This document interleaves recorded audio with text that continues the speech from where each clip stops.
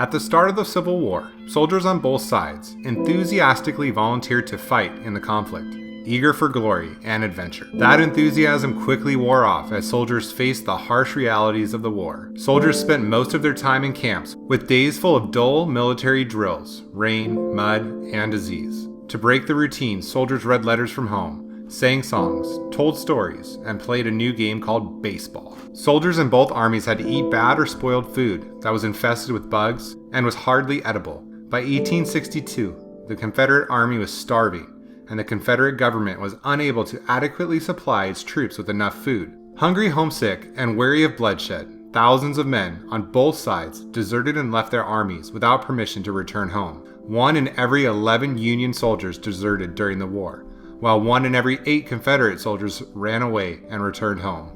The new, more advanced and deadlier weaponry of the Civil War made it the bloodiest conflict in American history. Civil War rifles were much more accurate than the weapons of previous wars because they were fitted with new rifling. This rifling was a spiral groove on the inside of the barrel of the rifle that spun the bullet as it fired, making each shot much more accurate. The bullet of the war, known as the mini ball, was mass-produced and designed to inflict significant damage. Made of soft metal, the mini ball was designed to shatter bone upon impact, which resulted in devastating damage to internal organs. Being wounded in battle often meant immediate death, prolonged death from infection, or the amputation of limbs in field hospitals. Women in both the North and the South were left to manage the farm, home, and family when their husbands went off to fight in the war. Waiting anxiously for the letters from their loved ones, women wove blankets, rolled bandages, collected food, clothing, and medicine, and raised funds for the war effort. Desperate for word from the distant battlefields, women held their breath in terror as they looked in the paper every day for the names of the men on the killed and wounded list. The lives of women in the South changed much more dramatically than the lives of Northern women. Southern women saw their homes destroyed by marching armies, and battles were fought on their farms. The South experienced a severe shortage in food, medicine, clothing, and basic supplies. The price of basic goods skyrocketed, and common items like toothpicks, hairpins, meat, and flour couldn't be found. Eager to serve their countries, thousands of women volunteered as military nurses to help care for wounded soldiers. At first, doctors vehemently opposed women nurses. They felt that women were too delicate for the blood and other horrors they were surely to see in the hospitals of the battlefields. They also thought it improper for women to care for the bodies of unfamiliar men. Despite these objections, women in the North and South fought hard to organize large numbers of women to serve as military nurses. Women changed bandages, administered medicine, and assisted in amputations amongst the blood and the gore of the battlefield hospitals throughout the Civil War. Some women made individual contributions during the war. Dorothea Dix was a northern farmer who served as superintendent of women nurses during the Civil War. Dix organized a network of military hospitals, oversaw the vast staff of women military nurses, and managed the distribution of medical supplies. Clara Barton was a volunteer nurse for the Union Army who worked at battlefield hospitals throughout the war.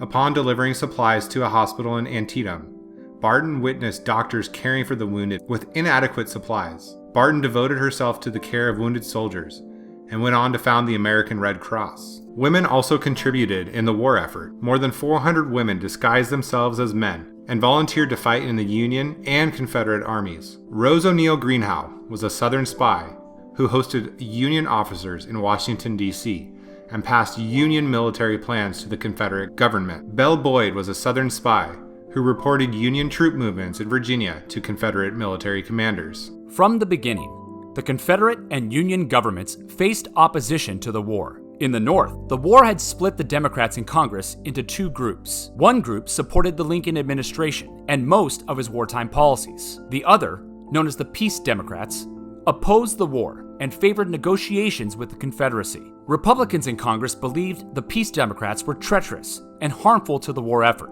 and so they called them Copperheads, after a poisonous snake that strikes without warning. Democratic Copperheads were suspected of aiding the Confederacy and being subversive to the Northern war effort. As the war lingered on, and the Union Army suffered defeat after defeat, public support for the Copperheads increased. Tired of the war and weary of bloodshed, the public began to support the idea of negotiating with the South for an end to the war. As the war dragged on, and the North became more desperate to turn the tide, the the Lincoln administration took drastic measures. Habeas corpus was suspended, denying people the right to a hearing before imprisonment, allowing the government to quickly jail suspected traitors. Lincoln also took the bold step of ordering the arrest of anyone interfering with the war effort, such as discouraging men from enlisting in the military. Both North and South used military drafts to bolster their numbers and fill in the needs for soldiers. In April of 1862, the Confederacy enacted a draft that required all men ages 18 to 35 to serve in the Army for 3 years. Draftees could opt out of service by hiring a substitute to take their place, but only the wealthiest civilians could afford that option. Initially, the Union offered bounties or payment to entice potential volunteers into joining the Union Army. In March of 1863, the Union initiated a draft that required all men ages 20 to 45 to register for a lottery from which names would be pulled for compulsory service to the Union Army.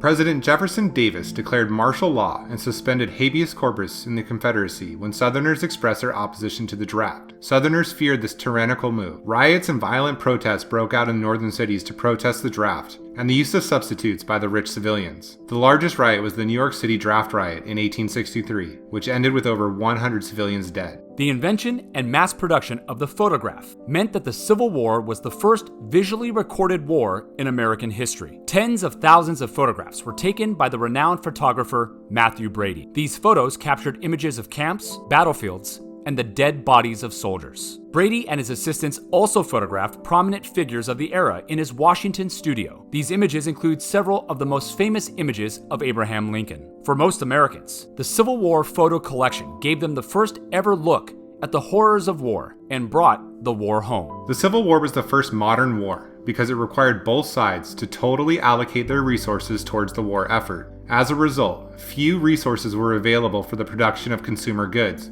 leaving civilians without basic goods and necessities. As the war lingered on, the South struggled to meet its wartime needs, and the Confederate economy was left devastated. The South lacked the factories and resources required to produce desperately needed war supplies and civilian goods. Unlike the North, the South had its farms and railroads destroyed as battles were fought and armies marched through its countryside. The northern blockade of southern ports and coastlines cut off trade and caused severe shortages in the southern economy. The scarcity of goods drove prices up and caused extreme inflation in the Confederate economy. Southerners couldn't find basic goods, and when they could, they were extremely expensive, making them difficult to purchase. The South was now faced with the difficult task of rebuilding their society and their economy, ushering in the era of Reconstruction.